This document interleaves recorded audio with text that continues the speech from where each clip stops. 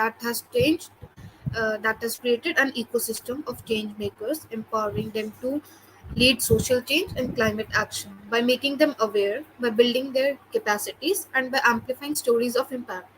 Welcome to the another edition of the One Earth Dialogue, a monthly series which brings together change makers and other people from the various sectors set out to make a difference in climate, sustainability, and ESG. Our focus for the month of August is on sustainable packaging, where we are bringing together key insights in the sector through capacity building and amplification, and the dialogue will help us conclude our learnings for this month. India, the second most populated nation in the world, has seen a substantial increase in the pollution caused by plastic garbage. The demand for goods that come with single use plastic items has increased as a result of rapid economic expansion. India consumes roughly 14 million tons of plastic yearly, but there is no organized system in place to manage plastic garbage, which results in a lot of littering. To fight this, India has banned single use plastics on a variety of everyday to occasionally used products. The restriction has increased the demand for environmentally friendly goods. Through this event, we aim to bring out an elaborate panel discussion on the transition towards sustainable packaging surrounding the single use plastic ban and enable the ecosystem to help drive innovation to fight climate challenges. This event is in partnership with Daily Hunt.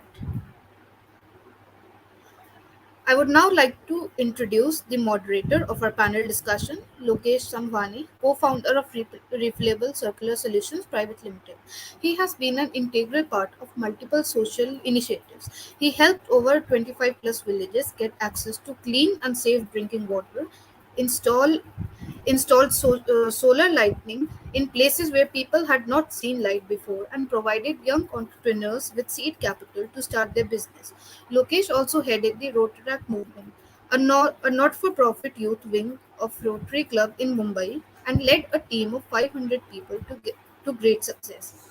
Having completed a bachelor in management studies, he began his journey with Couple along with his four friends at the age of 21.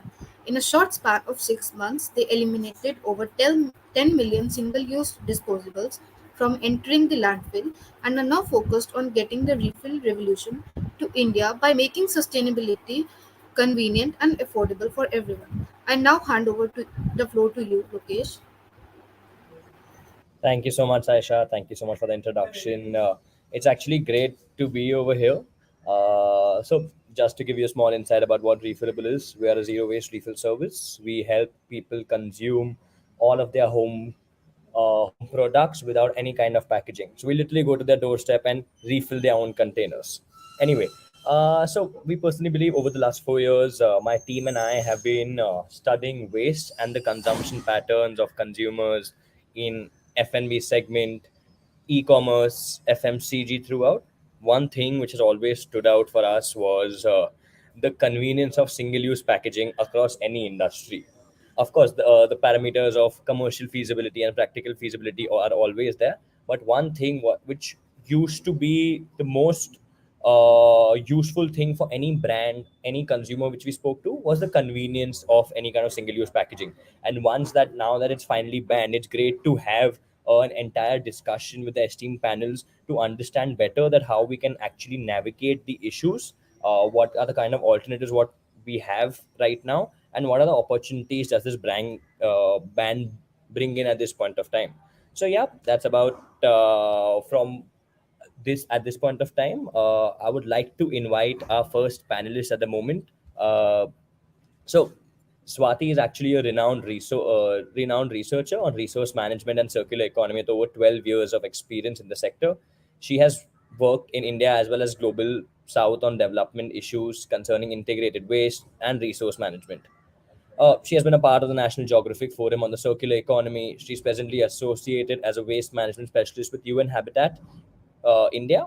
Prior to this, she was head of waste management program at New Delhi-based Environment Policy and Advocacy Organization Center for Science and Environment for over 9 years and led various such initiatives around the policy implementation and advocacy. So, can I please have Swati on the screen, please? Up next, we have Manpreet. She's the head of packaging sustainability at Nestle. She's a young packaging professional with over 7 years of experience. She's a polymer science graduate from University of Delhi and an alumni from Indian Institute of Packaging. She's also a certified circular economy professional from the Circular Economy Institute, United Kingdom. She is currently leading packaging sustainability for Nestle South Asia region and is passionate about bringing change in how packaging is handled in the country. The next person on the list is one person who has actually been a mentor through their programs before.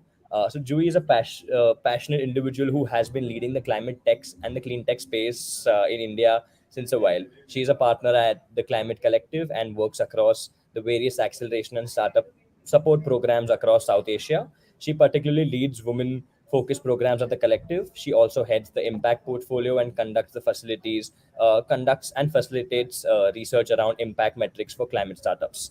She's also the country lead of Climate Launchpad, a EU climate KIC program for climate startups. Last but definitely not the least, we have Ankur on the panel with us. Ankur is a junior environmental policy advisor at GIZ India under the Circular Economy Solution Preventing Marine Litter and Ecosystem Project. He is an experienced urban planner, researcher with a demonstrated history of working in the field of solid waste management and circular economy. Ankur has a keen interest in resources, recycling and recovery, fate of single use plastics, EPR, and environment performance of waste systems. He is also simultaneously pursuing PhD from IIT Bombay in this domain and engaged with NGOs for various different groundwork in Bombay.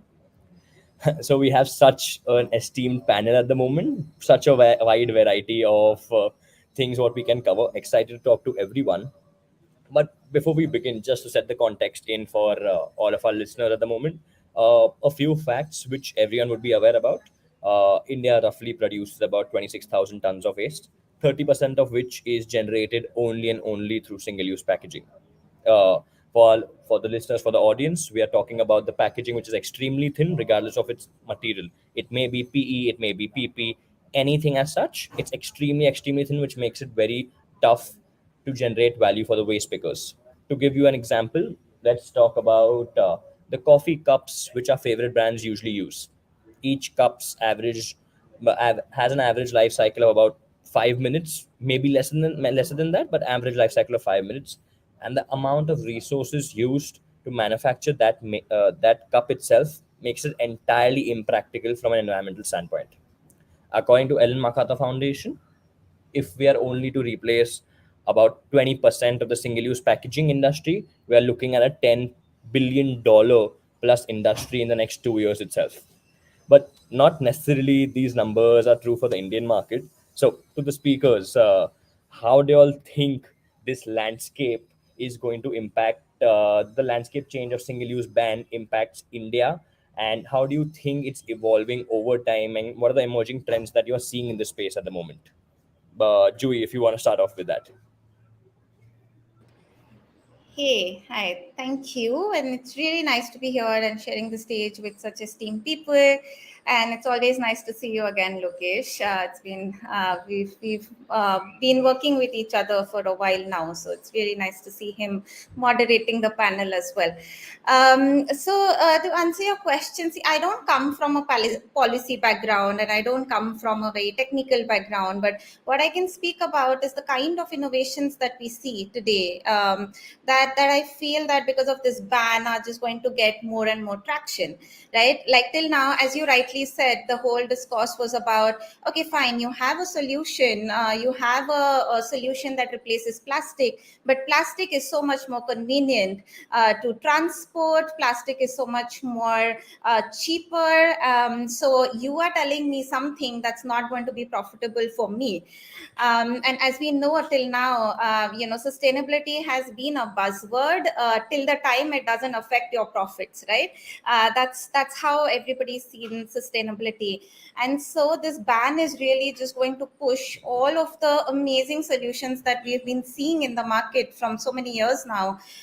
It's going to push, it's going to make them come forward and not play the game on profitability. Right now it's a game between profitability, between various solutions that are alternatives to plastics, and that's a whole other, we're playing in a different market now. So now refillable has to be more profitable than another refillable that's there, and it doesn't have to compete with something that is unsustainable. So that's a great shift. And in terms of the innovations that we're seeing, I mean, one is of course the innovation um, around what to do with the plastic. So alternatives to plastic, like alternatives to single use plastic that can be seen and used once and thrown. But also such interesting solutions in the reuse economy, which I feel are still not acceptable in the same way, because they're still inconvenient to use, because they still need a lot more effort, because there has to be recollection. There's so much involved in the whole process of making it closed loop. So I feel like, of course, the what is more convenient is always going to be used first, adopted first. But there are a range of innovations which are very, very interesting in the reuse economy as well, along with alternatives to single use plastics. I'll stop there because I know that there's less time for every response. Yeah, No, thanks. Joey, that's absolutely correct. And I would love to understand it better from a consumer products company itself. So, Manpreet, on to you. Like as Joey just brought it out about it's not only about the convenience bit, but also the cost feasibility is also very plays a very big important role in deciding what's next. What do you think about it? No, I guess first of all, thank you for having me here, and I can put out maybe a common perspective as a brand owner and speak on behalf of how industry saw this ban which came up. I guess although it has been just 2 months, that this ban has come into effect, but I guess it started having its impact way before all of this. So the landscape actually started changing from the very moment this regulation was notified. And I would say, as for this time when this regulation actually came, people perceived it something that is going to stay, rather than just an announcement that that Modi ji is going to make someday on X date or Y date. But this time, since it came as a regulation, while people in industry actually tried to push it back at start, there was definitely certain resistance. There was definitely advocacy done together with a lot of industry people, which involves the manufacturers, the brand owners, and in fact the users also, at some point of time, that the dates may be extended or this could be postponed. While there were a lot of efforts made, I know for a fact, it was from CII, from ARC, and from various other consortiums of manufacturers who actually went down to CBCB offices and to government to actually push it up. But back in the mind somewhere, this time it actually hit people that this is going to remain, and this is a moment that you actually need to start adapting what really is the need of the hour. And if I would want to comment on the trends and how it has impacted, I guess it has really impacted everyone across the value chain, from the ones who were actually producing the basic raw material of the plastic, the raising manufacturers. I remember, in fact, Reliance had actually stopped some of their basic granules supply to major production units, and to the brand owner and to consumer. And as Joey rightly pointed out, as consumer also, at certain point of time, you do feel the inconvenience. As a consumer, if what I would want to say, when I have a scoop of ice cream from a plastic spoon versus a wooden spoon, you feel a slight discomfort, that you have a taste of that wooden thing in your mouth, or maybe when you move from a plastic straw to a paper straw, you do feel that difference. But I guess as people realize that this is a need of the hour, it has come to a point that now people have started accepting it, not only from a consumer perspective but from the brand perspective as well, because we as brand do realize that if we don't go ahead, then we are going to lose our customers, that the consumers are well aware today, and sooner or later they are going to question, if you're not compliant, not just to the regulation, but as a conscious brand, you need to represent yourself. And not just Nestle, but I would still say a lot of other brand owners actually started working on such solutions way before this ban was actually introduced in our country. So to a great extent, I guess there was certain set of readiness and backward work already going upon. But then this actually helped as a push to put a timeline across it and go ahead with the implementation. No, no, that's absolutely correct. I remember even before the ban actually was the initial ban in 2018, even before that, that was being talked about. I remember the big CPG companies like Nestle, Unilever, all of them coming together and putting up ambitious goal for sustainable packaging for 2022, 2025, 2030, like net zero emissions. All of these guys were keeping strong targets. And back in 2019, when Loop was launched and everyone got to be a part of it, of that particular pilot, it was fantastic. So, Swati ma'am, on to you next, because you've had a background in advocacy and you understand, like, you are the most experienced person on the panel at the moment. If you're going to help us out in the entire journey in the first place, what are your thoughts on the transitioning ban and what do you feel about it? Thank you first for having me here. I mean, with such interesting speakers. And yeah, coming straight to the answer to your question. Well, clearly, we need to know that this is not the first ban, and if you really look at the policy type timeline, the first attempt was made in 1999 with a ban on thin polythene bags, and since then there have been three national and numerous state laws that have enacted to phase out SUPs. And of course, while every ban has been more stringent than the previous one, the result is that in the last 23 years, and being very brutal and honest about it, we've been unable to eliminate even one SUP product, including the thin polythene bag. It still rests there. And of course, as you mentioned, 2018 onwards, of course, over 25 states and UTs have had banning various single-use items.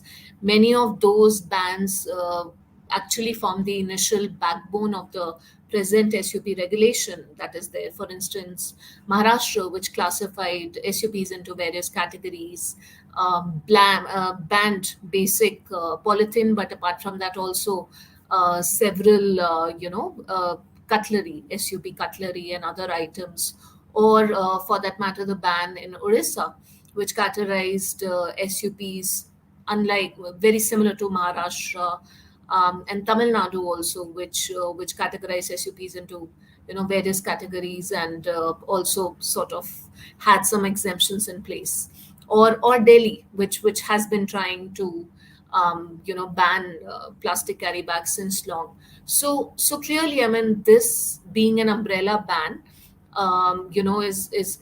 is of course a forward push, because states are not at the whim of creating their own policy framework, but then it's a common framework that everyone has to follow. But apart from that, of course, as everyone stated, of course, it'll give a big push to the alternative industry, to the businesses that have been there in place since many years now in the alternative market, but also will look into the affordability of alternatives, which presently, of course, was not available across income groups. So a lot of work needs to be done there.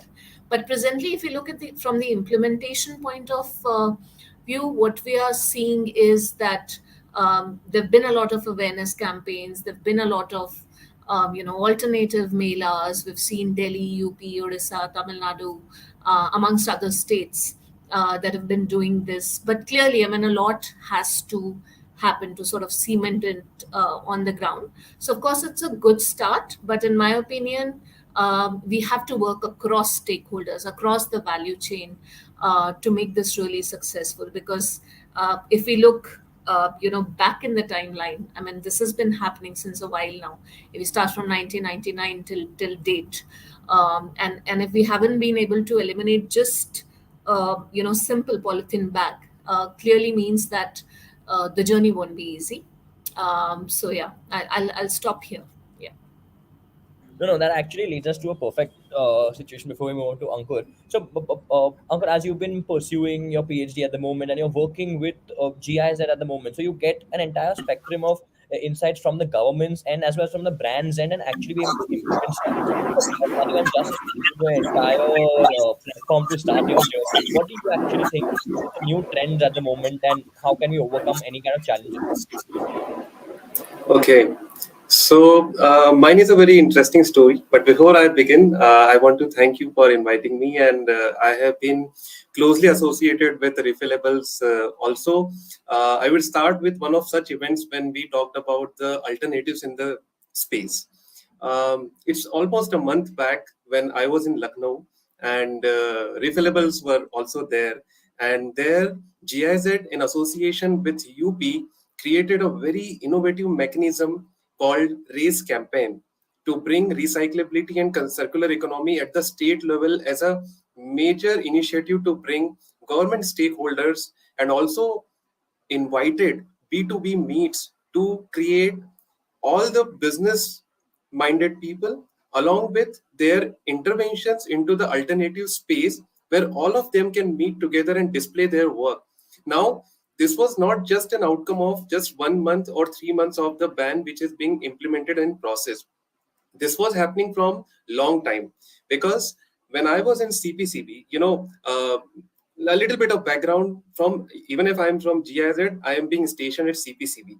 So I'm also looking at the policy instrument with the government of India is bringing from MAFCC side, but also from the side of GIZ, what we are doing in collaboration with the innovative mechanisms which are being put on place. So we also interacted with a lot of self-help groups, the SHGs which are there into the picture. So I will tell you one of the most important initiatives of the mechanism which I saw on the ground was the Manjapai bags, which is being introduced into Tamil Nadu. Now, this is a clear-cut replacement with low cost when we are talking about the affordability, which was very much appreciated by the IAS officer. Also there, where there was a vending machine which was put into the place, and Manjabai, you can take it by putting some money over there. And it was a very low-cost solution to that. So what I'm trying to say is that when you go to the side of the policy and the implementation, there are a lot of issues. But if you are having a support mechanism, then it creates a better compliance. And at the same time, when you are going into that space, I say what Swati has said about the states and their capacity. If you see the differentiation into the plastics also. So when I was into CPCB, I was a part of National Control Room, which has been set up to check the implementation of SUP ban. So entire July month, I was working as a part of SUP ban, but also we were addressing the queries coming from the help desk. So every day I can see there is a real change on ground because of the ban, because now people are thinking about creating more businesses. Like I received a call from Rajasthan and the person was not having any business idea, but he was asking from me, like, tell me something which I can do into the alternative space. I will do it. You just tell me what we can do. He thought that I am going to guide them for that as well. So now you can see that the basic recycling infrastructure is developing. Only thing which we have to understand is that the clarity of stakeholders need to be there, because we are having 19 SUP items, and I will tell you, people are still confused about the microns which they are replacing and which are being put into the picture. You are saying that below 75 microns I cannot use, but also in the same space people are confusing between GSM and micron again, going to the non-woven bags. So all this day, every day, I used to make a report at 5 p.m. to submit to MFCC doing this only with all the 19 items. And every day I used to hear people confusing about all the categories every day. So it means that there is a gap of communication here which needs to be met between the stakeholders and the agency who are putting it into the place. So that communication needs to be there. That intervention needs to be there. So clarity is also very important, but we need to understand that people are really interested now to bring this on board. So that's how I think the ban is going into the positive direction, but it will be positive when we have more interventions from the government side as well in understanding these intricacies and implementing them on ground. Nice. So Ankur, thanks for that. You've very nicely spoken about the gap currently. Okay, that gap can be right from a misinformation or can be a plethora of opportunities for various kind of startups. So, Julie, because you incubate startups every single day, you would be getting, and primarily in the clean tech and the climate tech space itself. What are the usual challenges do these startups usually go with, and what kind of innovation are you currently seeing in the market trend itself at the moment? Right. Yeah. So I have to say that, when it comes to a broad spectrum of clean tech innovations, I would say that when it comes to alternative packaging and the whole circular economy innovations, these are the ones that are the most popular among the young entrepreneurs who are not into, engineering or deep tech. That is where a lot of EVs and energy solutions come in. But circular economy solutions are very relatable when it comes to young entrepreneurs coming up with innovations, etc. So they generally we see a lot more innovations on the ground. So at least, like, we have about 800 plus startups already in our portfolio, and I would say that at least 35% of them are looking at solutions to plastic easily. So that's the trend, and we see that a lot more is happening in circular economy every single day. When it comes to challenges, as I mentioned before, now that we're not working on the price point, etc., because that was the challenge. You have a product, but nobody is ready to buy the product. That was the first challenge that every entrepreneur faced. But now I feel that, there are, so we do a lot of corporate challenges as well. For example, right now we have the single use plastic challenge going on in Goa with Taj Hotels. What we see is that a lot of corporate partners are looking for solutions. They have certain requirements, but this is not getting translated to the kind of solutions that they're getting sourcing from the market. So startups want to pilot with the corporates. They want to plug in the solution. Corporates are looking for solutions, but somehow there's still a gap in understanding what kind of solution can be plugged in. So we need a lot more dialogue between stakeholders. We need a more structured approach to this, where the problem definition is being brought about in a very transparent manner, that what is the solution that is required. If that is spelled out by the demand owner, whether it is the government, like Ankur is mentioning, that we work with the government as well to pilot solutions. So just properly defining what kind of solution is a corporate or government looking at, what is the business use case, and then working strongly with the startups on how they can align well and really work with the business use case to give that kind of solution. Because if there is a gap, then somewhere that deal fizzles out, and then that solution is never piloted. So I think that there requires a lot more hand holding, a lot more alignment of what kind of solutions we are plugging into the supply chain. And that's the way forward. I feel a lot more quick pilots, a lot more quick commercialization, because these pilots are a way to kind of validate the solutions. Imagine getting a young startup getting a pilot with the government. That's like instant validation. They can move places after that. They can get a lot more deals. It is just that first breakthrough. Imagine getting a pilot with the Taj Hotels when you're in early stages. Of course, that's instant validation, and you know that you're going to get a lot more deals after that. So I feel that since now we have the impetus to do that, we have this push to do that, there needs to be a lot more effort from the corporate itself also to approach this in a more structured manner, because there are a lot of solutions that are waiting to be plugged into. You just have to find the right way to do this, right way to pilot this. So I feel, yeah, that's my No, take. so that's actually very true. So, being at a startup like a couple of years ago when we were actually part of Climate Collective, we know how much it means for anyone to implement, rather validate our idea. When you're initially starting, it's just about validation, right?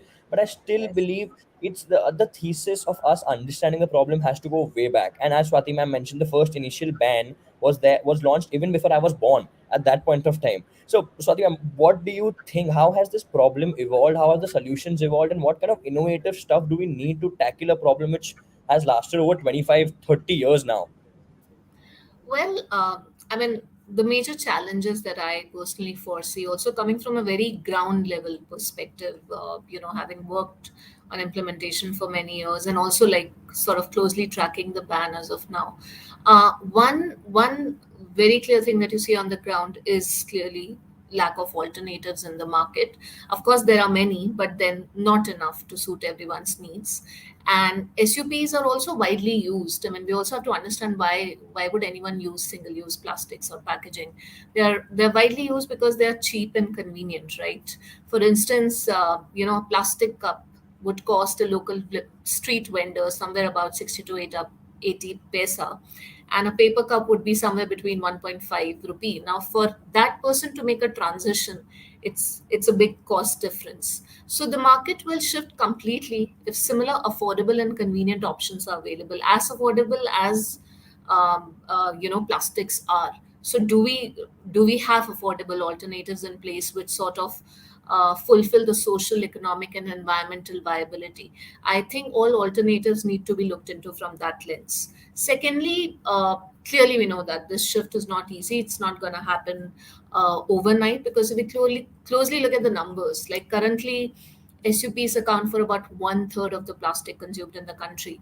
And if you sort of look in numbers, it's about 6 to 7 million tons of SUPs that are consumed annually, placing it among the top industrial materials consumed in terms of volume. And the market, therefore, requires alternatives to replace 6 to 7 million tons of material. Now, unfortunately, SUP substitutes in such volumes are unavailable. I mean, that scale of transition, that scale of research, R&D, even if you collectively add the startup industry and whatever innovation has happened past many years, it not really adds up to that much scale of transition. So clearly, we have to leapfrog there. Third, the issue of providing alternative opportunities, to millions of workers who were previously involved in SUPs. And of course, as someone who's worked on policy and implementation for many years, I have to look from that lens as well. That have these workers and millions of workers been provided with alternative opportunities in factories that perhaps are now not producing SUPs, and have they transitioned to SUPs? So whether that kind of tracking has been done, whether those systems have been established, I think maybe perhaps Ankur would want to share with us that. And so clearly, we have to tap this huge SUP manufacturing market force, which was primarily informal, and transition them to an alternative industry. And if you look at the market surveys, they clearly show that SUPs are still being widely showed. I mean, if I look at Delhi, for instance, I do step out, I do check, apart from the initial month of July, where a lot of monitoring was happening in markets and prime areas. Everything has stopped now, and you go back to the market and you see SUPs again being used, and you see no apprehension, like they'll just share it with you. So clearly, I mean, how continuously are we monitoring it, or is the monitoring intermittent? And if it is intermittent, then clearly there is a flaw, because monitoring will play a key role here, also in the transition. And also the fact that awareness, whether that awareness has transitioned to behavior change or not, how do we evaluate it, how do we monitor it, and also awareness across all groups of stakeholders. So these are some of the challenges, and also some of the actions that we have to take to look into a larger transition, not from a micro scale, but more from a macro scale. Yeah. No, so thanks for that. You articulated really, really well. So just adding on to that, the thesis is very similar of what I personally believe in. I think SUP is more like the single-use pandemic and not only plastic. It's like anything what we use once. Yeah. I would say it's a design problem. The way we've designed packaging all this while, it's been made to design that after you're done using it, you need to throw it back into the market. That's what we've been facing so far, and I think that's one of the primary issues. And I personally believe that India was one of the leading countries of circular economy even before the buzzword of circular economy existed before. Look at our dabbawalas, look at our milkman. I remember when I was a kid, I used to get in the streets of Bombay this drink called Energy from RA. And I could not get a bottle of energy until unless I return it back. He will not let me go. And that's the kind of reuse systems which was being implemented at scale, be it Coke, be it any of these beverage drinks. So I personally started believing that it's the consumption problem, the way we design stuff, and a lot of these opportunities in the reuse, refill, waste management, EPR segments are now coming up. Ankur, as ma'am mentioned, you would have a much better insight on this. Could you highlight on a few innovations happening in this entire segment, right from EPR to right up to reuse and refill?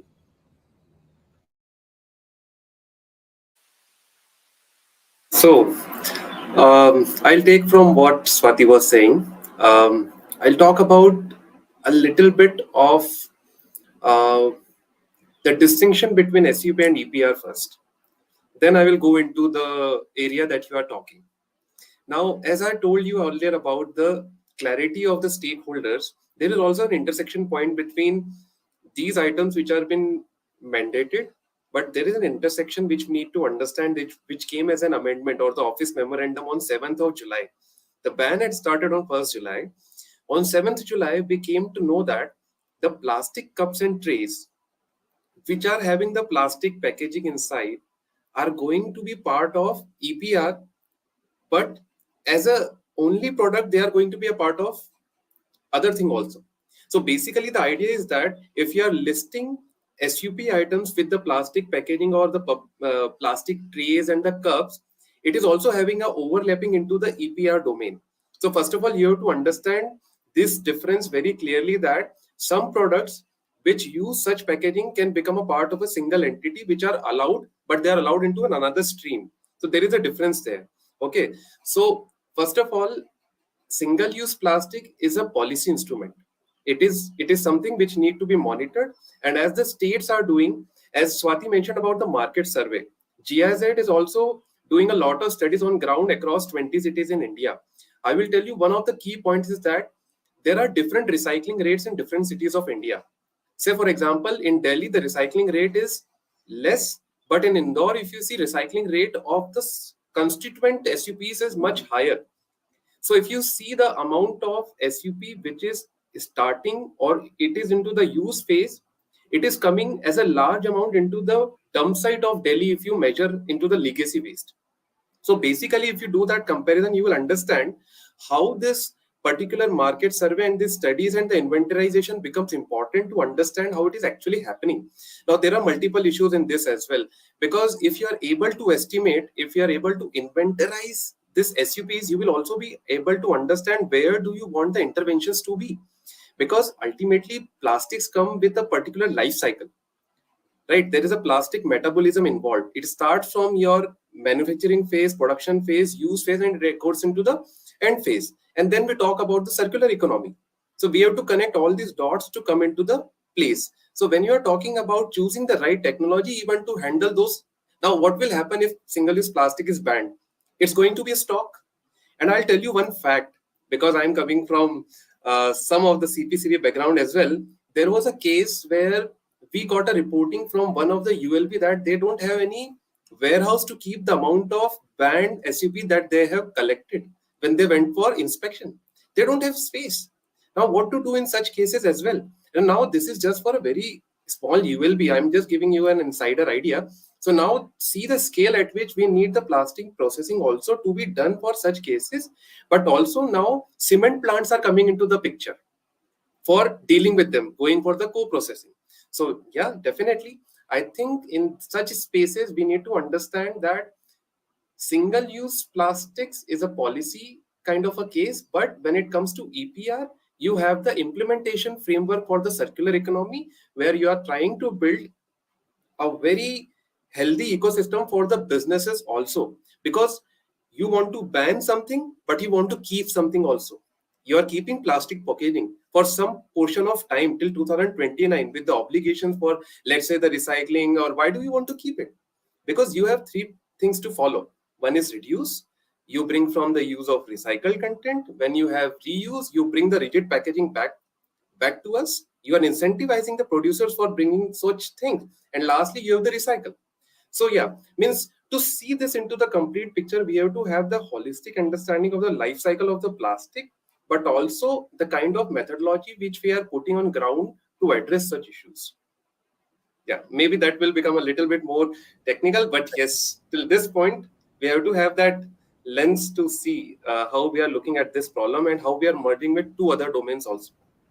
No, no, that's correct. It actually walks us through the entire technical side of what went behind in actually creating the EPR laws. Now I would like to understand from an FMCG lens, Manpreet, if you could help us understand what is it that actually a brand looks for. Of course, the moment a brand comes into the picture, you all have to phase out your entire packaging units.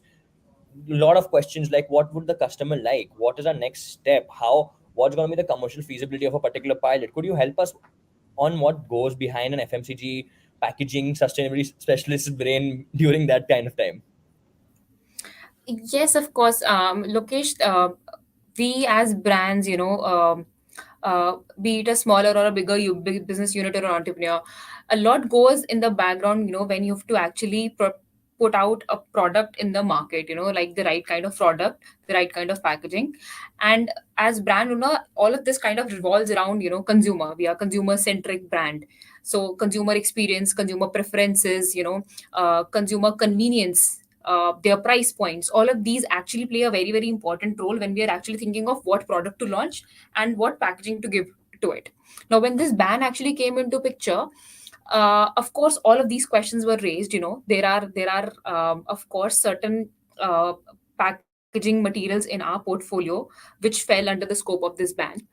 uh, as you rightly mentioned, at the start of the conversation, way back in 2 to 3 years back, there were major companies who actually pledged, their packaging sustainability commitments, and Nestle, as being one of them, has already been working, on these. So we were kind of already prepared. In fact, half the things we were already compliant before this ban came in. So to be able to proudly kind of say, I would say we were the only ones who actually moved to paper straws way back last year in the month of April, like, almost 1.5 years back before this ban actually came in.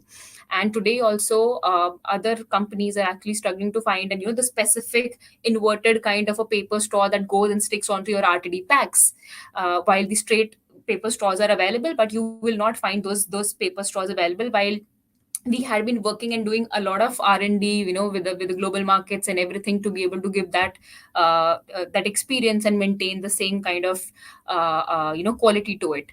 So we always have this fear in our mind as brands, that what if we make the move. The first thing actually starts with, what is the alternative.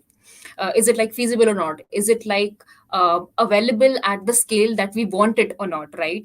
There are people who come to us, the startups, as Joey mentioned, that they do come to us, but they do not really have a scalability to kind of match our capacities, right? And you can't give them out the entire business thinking, it would work or not, or suddenly it would jeopardize the entire production plans, right? The second thing is actually, what is the consumer response against it. If today I start giving a bamboo straw along with my RTD, my sales might just drop completely. So as brand owner, you can't do that also. So you need to have the entire study in place. What are the consumer preferences? Today, if I have a biodegradable material or a solution readily available, would consumer understand the importance of the effort I have put in designing that or not? And are they like really willing to pay the extra money for just the choice that just for the packaging I want to give out to be compliant to this thing? uh, Amongst all of this, I would probably want to share a small study that was done, just in the month of May 2022, which is by Bynes and Company, which is one of the major consultant. And the studies, the theme of the study was South Asia Pacific's new love affair with sustainability. Okay, so it was conducted across 18 countries with approximately 16 to 17,000 people. And the outcomes of the studies have been very evident, okay, which I can actually relate with the current scenario. So the first of thing, it says that of lately, of course, there has been a lot of awareness and consciousness amongst people on sustainability, on choosing the product that they have. And sustainability, environment consciousness does is a factor on the mind of the people. The reason behind could be a major buying audience is the youngsters, the millennials and the Gen Z people, and they are always more conscious rather than our parents, who would look at the ingredient list of the pack, rather than just buying it. The second outcome of the story was that people say that they're conscious and they would want to buy a sustainable product if offered. But there is also a say do gap, right? So given a choice, the people say that they are willing to buy a sustainable product, but when you have a look at it, would you want to go as a youngster, or a girl sitting next to me would want to buy a bag which is made up of recycled wrappers? It comes out that you're actually reusing it, but would I as a youngster, or would anybody else as a youngster, want to carry that Maggie wrapper or a Munch wrapper bag around in the market? I don't know, right? So that is where the consumer preference come into picture. Now, the third outcome of that story, of that study, says that while people say that they want to do it, they a very few of them do, but the ones who actually buy sustainable product, they actually become your super promoters. So if I have switched personally to a reusable stainless steel straw that I carry with myself always, I am going to like kind of flaunt it around. I will go and talk about it. Or if I have got a new product in my house which is more sustainable, or I've bought a bag which is made up of recycled tires, I would tell the story to 100 new people. So they themselves become a super promoter, which comes to an advantage to the brand owners, that if you launch the right product and you are able to keep a certain amount of customers to yourself, and you're able to pass on the cost to them, then you are at that then you're a flag bearer. Then it is for the advantage of those brand owners to carry it forward. So yes, and when I would say challenges as brand owners, of course the price point does play an important role. You can't be selling out a compostable material or a sustainable material while you keep on losing to your competitors the entire business.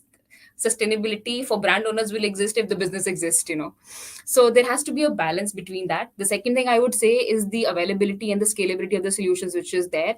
And the third important thing as brand owners I specifically faced during this time is the lack of claims and the regulations around the claims that we can put out. So even if I'm investing something and I found out something, I would want to talk about it on my pack, but there are not right regulations available to support and to substantiate that if today I am launching something which is home compostable, there are no standards in our country against which I can measure it, right? Or there are no certifying bodies present in the country who will say that this product is home compostable.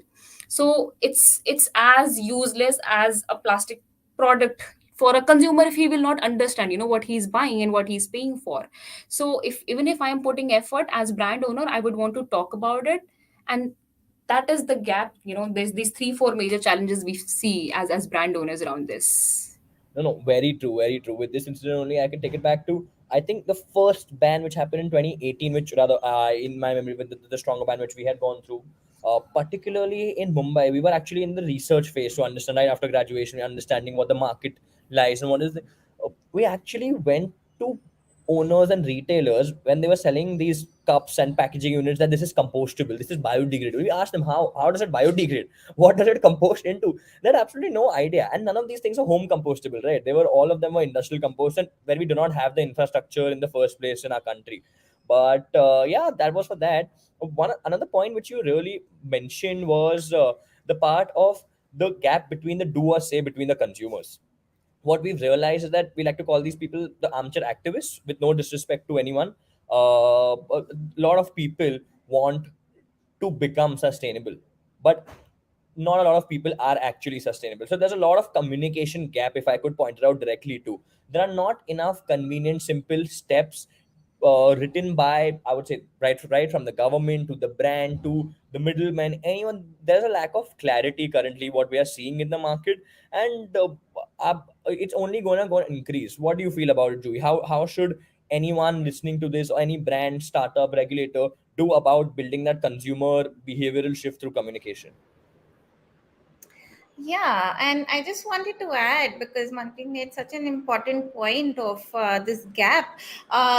You know, and I just wanted to flag this also, that sustainability at some point in our, if you see our consumer base, is more status related as well, because most of the products that have been out there in the market which are sustainable have always been more expensive. So now, even like all of you, like whoever's also listening to this, think about it, that when you see that, okay, fine, there's a sustainable alternative, you always see it through a lens of suspicion, that this is just another way of getting us to pay more, and who knows whether it's actually sustainable or not. And it's more the status angle of it, where only certain well-to-do people are able to afford these sustainable alternatives. Now, I've been having these very interesting conversations with some of the startups that I work with, who are in this space of sustainability. And there's been an emerging point here that a lot of them are concerned about. So they're like, people are buying our products, but we feel that they are not replacing their existing buying with buying that product. They're buying it as an additional to whatever they're already buying, just as to showcase that they're sustainable. So Manpreet talked about a Maggie wrapper bag. Maybe you take it once, so it's an additional to all of the other bags that you have, so it's not really replacing anything, and that's where we have to, even to Swati's point, unless it becomes affordable, unless it becomes where everybody can go and buy sustainable products, it's always going to be this more of a well-to-do sort of a status symbol, and not really adoptable by the market. The only solution to this is affordability, because as long as these are premiumly priced, this is always going to be a problem that we are going to face. Because I tell startups that, okay, fine, you are going to go about and you're going to create awareness, and you're going to be like, please buy this sustainable product, but somebody is going to come and tell you, but I cannot afford your sustainable product. And then what are you going to do? What is your audience to even talk about awareness? So of course the price point is a major factor when we're talking about awareness building. So that's definitely the point. I think I'd just like to add another thing, that if you are affordable, and if you feel that you need an aware, of course most of the sustainable brands need awareness campaigns. I feel there has to be a shift in communication. I feel that a lot of the communication is, do this because it's morally right. Don't do this because it's morally wrong. And that never works. I feel that, when you are kind of telling people what to do and what not to do, it never works. It has to be done in more creative ways. It has to be done in ways that people understand that it's not something that it's pressed upon them, that do this. That's the whole narrative around climate change and circular economy has always been very heavily into wrongs, don't do this, don't do that. It has to be more of a positive communication around creating awareness. I don't know, it's a whole other conversation, but I feel like that's something that's always been missing in the whole awareness communication narrative. Yeah. No, no, that's true. That's true because I personally see a lot of companies currently trying to make sustainability cool, and that's what's attracting the at least the Gen Z and the millennials at the moment. It's being like that's the thing, that's the trend what everyone's trying to hop onto at the moment. But I also agree to the point that it's currently we've reached the stage where everyone globally is finding a solution and piloting a solution. No one's at the level that it can actually scale. Sustainable packaging are two very broad words which all brands, startups are still trying to find the right solution. So, Swati ma'am, in your experience, what do you think was one of the best practices in the past 25 odd years or upcoming innovations? What you would like to highlight on? Thank you. I think the bigger challenge to me, and the solution that we have to really work towards is battle the single-use nature of materials. Not per se plastic, but also looking at materials from a lens of, see, well, if it's a straw, plastic, paper, steel, glass, which has more longevity, which is more affordable, also from an LCA perspective. So I think it's about time we start looking at material from a multi-use perspective to sort of, kill the bigger evil. It's not just plastic as a material, but it could be paper also as a material because it's mostly single use. And if we look at some of the LCA analysis, a paper shopping bag, it could be used 4 to 8 times to have a lower environmental impact. But do we use it 4 to 8 times? Normally, you get something and you stock it and then you just throw it. Similarly, for products like which are replacing glass, like single use cooler, it can be a substitute, but if I look at it, it cannot be a substitute for billions of plastic cups which are used every day for serving tea, or other drinks, simply because it would strip our soil bare. Or also looking from at compostable plastics, what was rightly mentioned, that there are no standards in place. So even if you have to claim that it's biodegradable, it's only biodegradable under industrial conditions, not in a home compost. I've tried it several times, never has worked. So clearly, I mean, we have to really kill the bigger devil here, which is the multi-use nature of material, and how can we mitigate it and have more uh, alternatives which are effective in place. So clearly, an LCA analysis, reports, substantial reports on alternatives which could help different stakeholders to switch is very, very important. I don't see even one single report as of now out there. And also, so I mean, clearly the solution in that case to SUP is to create an industry that turns single-use products into multi-use, and creates a circular economy. It clearly is a buzzword because we don't really understand it when we sort of really look into the implementation perspective of circular economy, which means that both manufacturing and service industries must promote and supply multi-use products to all kinds of consumers, right from a street vendor to an airline industry. I think the consumer that we're talking about right now is the Gen Z, is the millennial. It's very niche. Go on the ground and see who's the maximum consumer of SUP products, and then who we have to cater to. So affordability, as well as scalability, and which means clearly a lot of investments, R&D, and policy support from governments that is required to sort of scale it up to that level. And I'm going to repeat it again and again, that scalability definitely has to be looked into. Otherwise, we'd be just sitting on pilots. In terms of best practices, I'll just keep it short. We've seen refillable doing a great job, and the refill culture that is picking up with brands. I see Unilever shifting to it. So it's clearly appreciable. But presently, I see all of them as small pilots. So we really have to see, if in a broader level it can be scaled up, it can be replicated. How would it operate in different tier towns, right from metropolitans to class 1 or class 2 cities. And also looking into promoting minimization. I really like the concept of refill because we're really focusing on minimization, which presently no one is talking about. It's just mere replacing one material with another, but the core concept of sustainability, in the context of circular economy, has to be minimization of material as well. So that are we able to offset this amount of packaging with a sustainable alternative, or we are just minimizing it completely.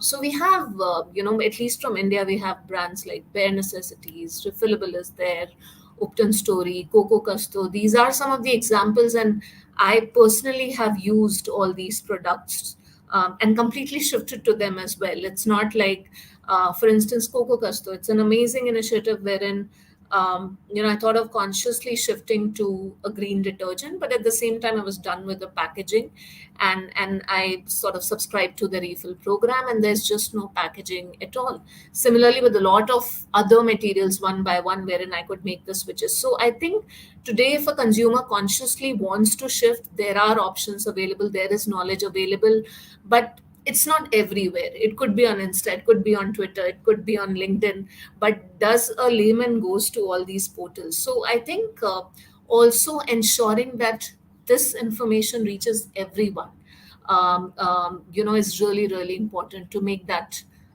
bigger transition. Yeah, I'll stop here.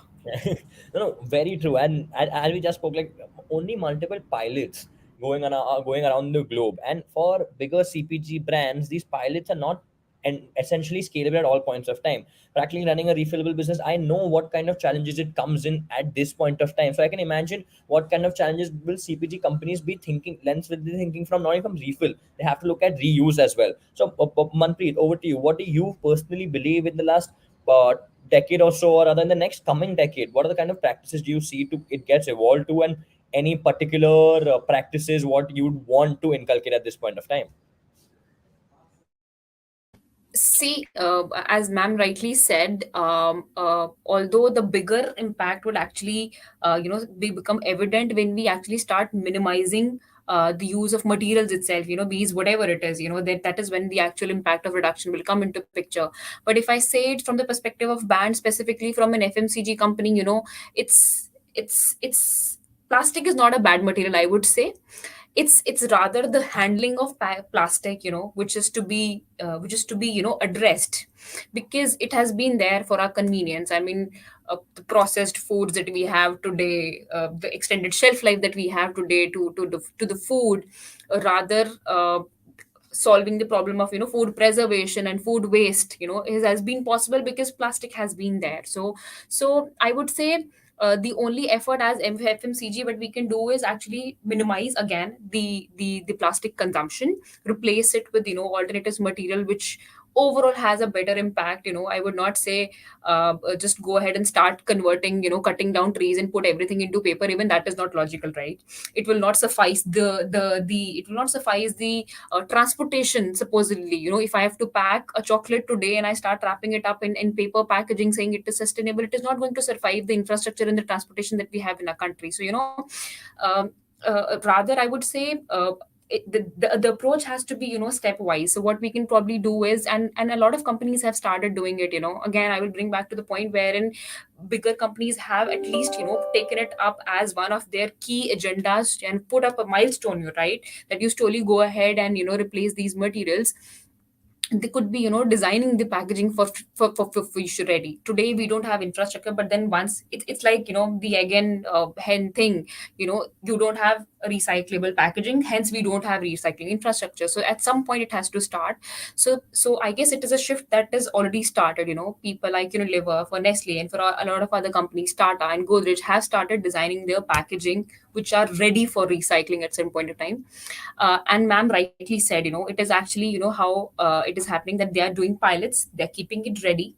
When again there will be a strong push like a single use plastic ban that will come into picture, people will start rolling it out, right? But for now, to be able to manage those margins and profitability, consumer acceptance and everything, they've at least started the work. So that is what I can say it from my perspective, and that is what my job is, right? So I guess people have started making it ready. I guess the packaging has started to be designed in a future ready manner. The second thing I would want to call out is actually reducing the plastic consumption itself. So to give you an example, we 2 years back took a stand that we will not be giving out any plastic promotional items. So I remember clearly, you must have seen, there are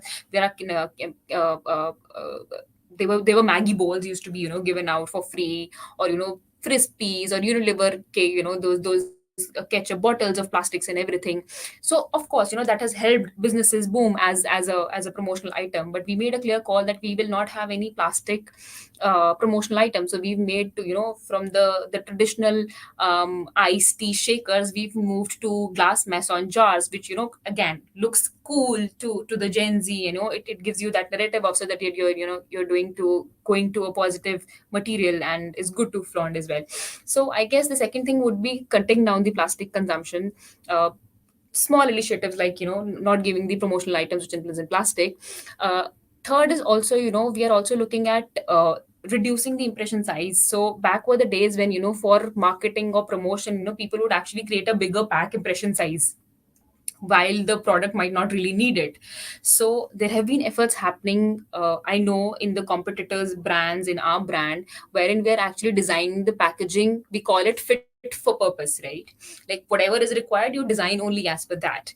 And the fourth intervention I would say that is started to come up in our country is their use of recycled content. So it is only just this year in the month of January when the use of rPET was allowed, which is still, we are still awaiting some BIS standards around it. But then that has been an advantage that the European and the Western countries have, because they have been using it for quite a while, and at least some part of the circular economy, yeah, they're able to bring it back. So even if when we are designing a material which is recyclable, are we really putting up a market for the recycled material to be used back again in the same process? If not for the food contact, which becomes a challenge for food companies like us, it still has a market to be replaced with something wherein you're actually extracting the virgin plastic material, right? So I guess these are the trends which have started happening. There has been work doing, and it will actually just not happen, in a year or two. Also, I would say it actually takes a long, maybe 5 years or decades, because current industry and the switch to plastics has been there, for years now, that we are, it happened over 20 years or 50 years or something. And I guess the good part is at least these things have been strongly there on agendas now for consumers as well, for brands as well. And you would see these examples everywhere, from Coca-Cola shifting to rPET, to Godrej bringing in smaller, their concentrate hand wash, which can eventually become a 1 liter pack. These innovations have started coming up where people are thinking of cutting down their plastic consumption.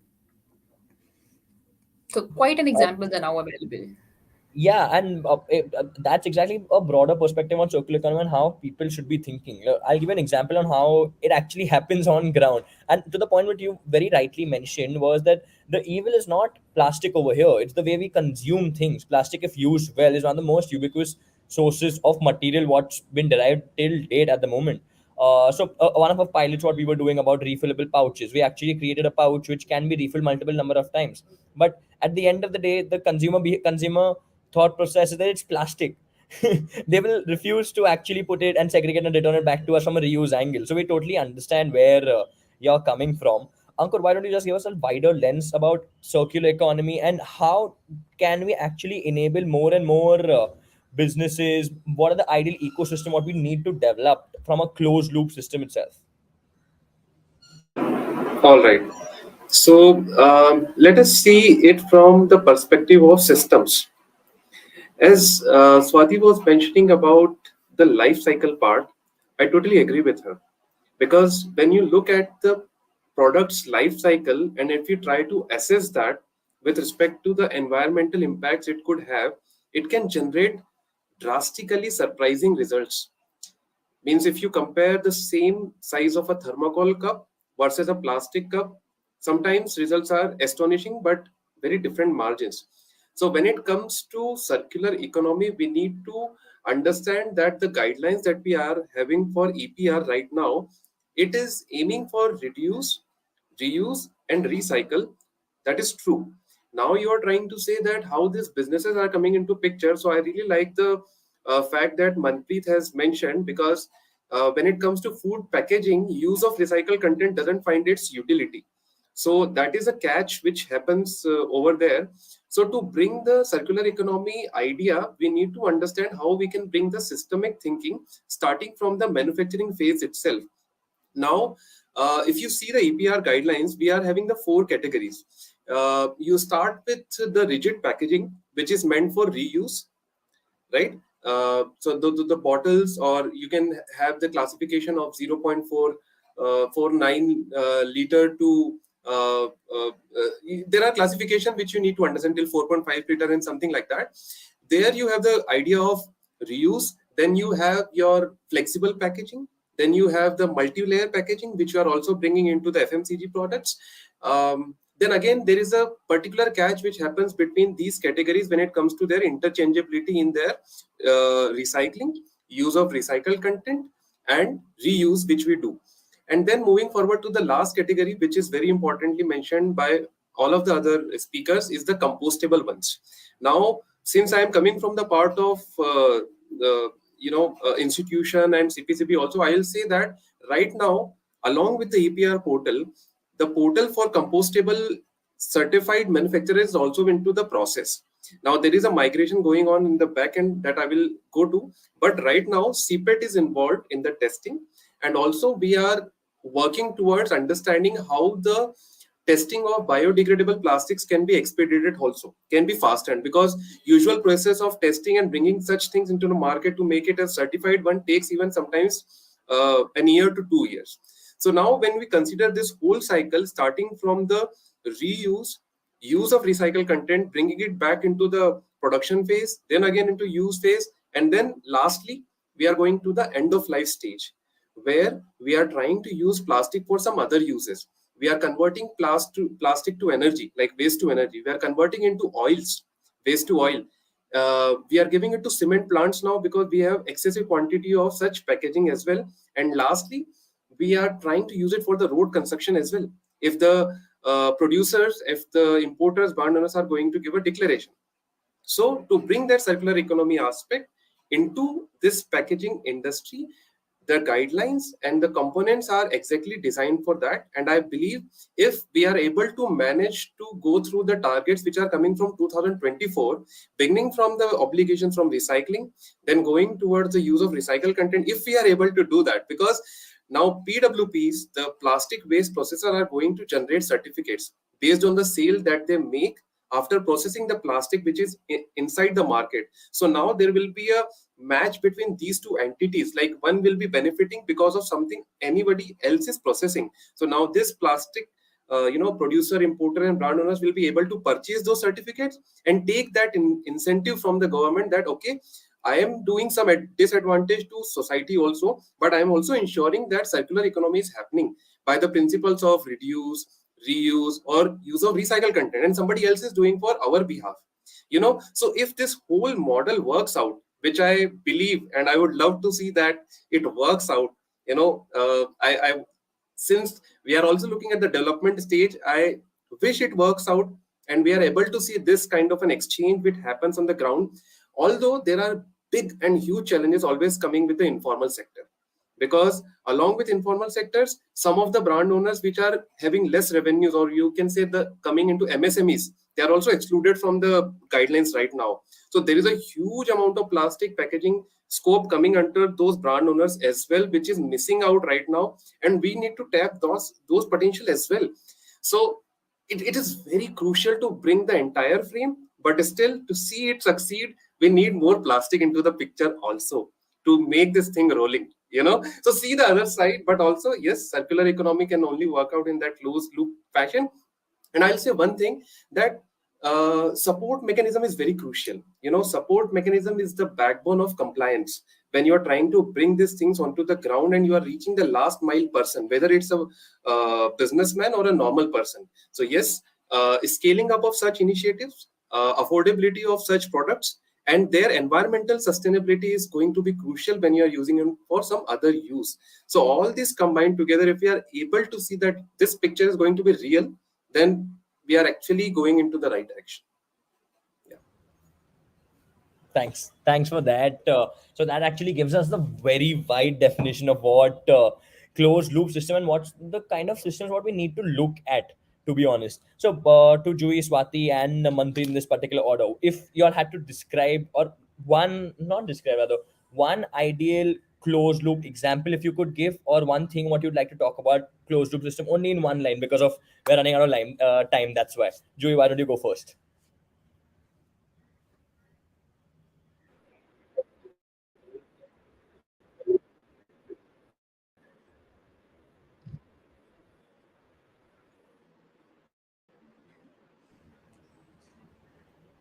Can everyone hear Juhi? You I think want she. an example, a perfect example of what I see as them?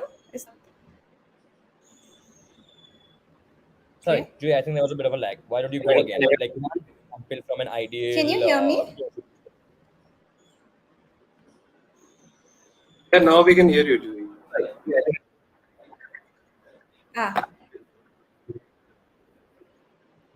Ah, okay, okay. I think I've Okay, okay. Lokesh was breaking up for me, so I was just confirming the question. I mean, maybe I just talk about coming out, but I myself have been very fascinated by the whole reuse me, something that even Lokesh is in, of course. I feel like these are the solutions which can be completely closed loop. I'll talk about two of the innovations that we have worked with very closely, and how interesting they are. So there's this company that we're working with, who's piloting with Taj, that I was mentioning, the Taj Hotels. We all know that when we travel, when we stay in hotels, there's a whole proliferation of plastic bottles, and that's the major problem that nobody generally has been able to solve. And there's a suspicion around whether these can be replaced by anything that's non-plastic, because the hygiene issues and people don't trust it, etc.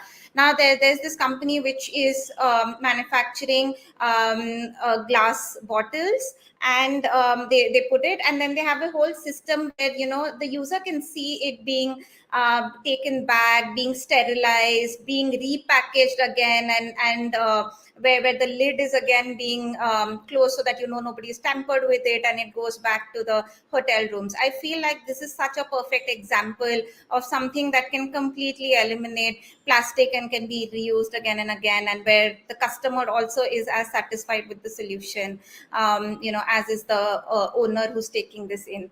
Now the other thing that I want to see more coming into the ecosystem is this whole concept of reusable packaging. The only thing that needs to be solved here is, of course, the price point, but also the collection and the whole awareness generation and the consumer behavior change around it. Because I feel like this is such an important, as has been mentioned in this panel before, we were always more of circular economy society, in the sense that we always gave back our milk bottles and things like that. And this is easy to do. It's just that people have to come back into that whole mind frame that they need to do this. This is important, and if we do this, then reusable packaging is such an important solution that can be in the market, that can commercialize fast, and can really be a solution to so many of our problems of packaging that we have today. So yeah, these are the two that I feel are really, really perfect examples of closed loop systems. They fit the description very aptly. Manpreet, over to you. One ideal, not much, like one ideal enabler of circular economy. What you would like to talk about? I would probably not have any perfect example in my mind that exists today. I'm still in search of it, but I guess something that can enable it today is probably a similar sort of mandates that has just started with EPR saying, although it is very broad today in the reuse and recycle obligation, maybe some key industries could be identified wherein actually the use of virgin plastic is not required. So say for example, we say we use dustbins, right? We use pallets, wood, right? Plastic pallets, we use plastic furniture. These are the things that definitely do not need a virgin plastic, right? So there could be some mandates put on such industries as well, that you need to create all of this only from the recycled plastic, right? So that there is a market developed already for recycled thing, and there becomes a closed loop system. So that was just a very vague example of it, but uh, I find it difficult because for food industry you cannot really do this, because there is quality standards required. You can't really put the recycled content back into it, so it's very challenging for us to be able to meet these targets. But then at least in some major industries, this can be made mandatory by the government. And the second thing I would want is, it has been actually very troublesome and painsome to get those compostable registration process and everything done. So had it been a little more smoother and easier for people to actually, the ones who want to launch it are not able to get it done. You first need a CTO, then you need an EPR registration number, then you need a separate report for which there is only limited number of labs and limited number of beds available. And then you need to go get this e-compostable registration done for the manufacturer, then you need to get it done for the seller. So that's whole of a complex process, which a small entrepreneur, even if he has a solution, will not be able to kind of go through all of this unless he has a good consultancy available. So I guess these are small things that needs to be improved further, and that's it, I guess. No, no, fair, fair, absolutely fair. Over to you, Swati, ma'am. What do you feel about it? Yeah, I'll keep it brief. I think not with examples, but what could be enablers for closed loop system. First, of course, is looking into social, economic, and environmental viability of products. Second, which Joey and Manpreet also mentioned, standards for recycling products to ensure marketability for them. Third, looking into affordability and scalability, which is very, very important presently. And something which the fourth one, something which I feel is really important, collective will in terms of political, administrative, and other stakeholders coming together and working collectively, is really, really important. All this has to, in an ideal condition, go hand in hand, but even if one or two of the elements work, you see progress on the ground. And last but not the least, also consumer responsibility, because as we demand for sustainable products, we know that we do influence markets, and we have the power to change markets. So I think these five are really important to enable closed loop systems. Yeah. I think that covers everything comprehensively. Thank you so much to all the speakers for joining us today. For all the viewers, I'll just give you a quick synopsis of what we covered in terms of the single-use pandemic, I would like to call it, and the challenges and the opportunities are currently in the market for anyone who's looking to create a solution. There are three aspects how I personally like to look at things. One becomes your brand owners, your CPG consumers, your CPG product manufacturers, the big brands. We need to understand that the current supply chain is extremely efficient and convenient, and from for them to move from a operational feasibility angle to some new solution is not as easy as we might be thinking in our particular heads. And most of the proposed solutions always revolve around reverse logistics, washing, which lack quality assurances and measures what the bigger brands need at all points of time. So through the solution providers always look to make your service convenient, economically feasible, and always look from a brand specific angle at how you can enable them to create a circular economy rather than actually going and battling it out with them. The second key stakeholder I would like to talk about are the customers. So Indian customers are spoiled for choices in terms of right from incentive. They want the best products at the cheapest rate, which unlike the Western markets is extremely, extremely tough to be given from this point of time. But what the kind of pilots Refillable has done in the past, we see that there is an upstream trend of all the customers wanting to move. They just don't know about it. So it's a matter of distribution, what we're talking about. Any solution needs to be made scalable to reach out to the right set of target customers. Personally, we believe there is nothing which is right or wrong. It's the timing of a particular solution which makes it happen or makes it does not happen. We all of us currently can agree on the entire session that reuse and refill is the way forward. Sustainable packaging is the way forward. Unfortunately, the timing will only happen due to the kind of legislation, which brings me out to the third key stakeholder, which are the regulatory bodies. So the right legislation, what we all spoke about, which Ankur briefly mentioned, that what goes behind the policy advocacy, and what Manpreet was mentioning regarding the clarity.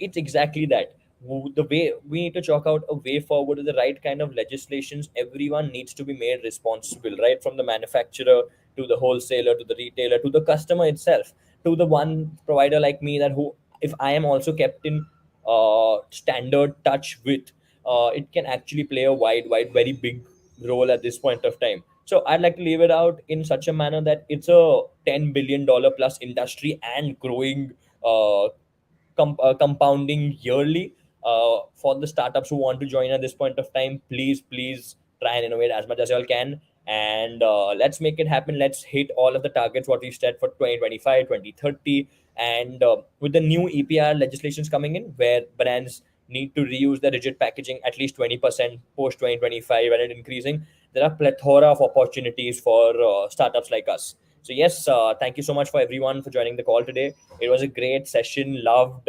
moderating you all. You all were the ones who took it forward. And thank you, Mash Foundation, for making it happen. And yes, that's about it from our end. Thank you so much. Bye bye, guys. See you all. Thank you so much. Thank you, Lokesh. Take Thank you, care. everyone. Thank Yes. Thanks, everyone. you. Yeah.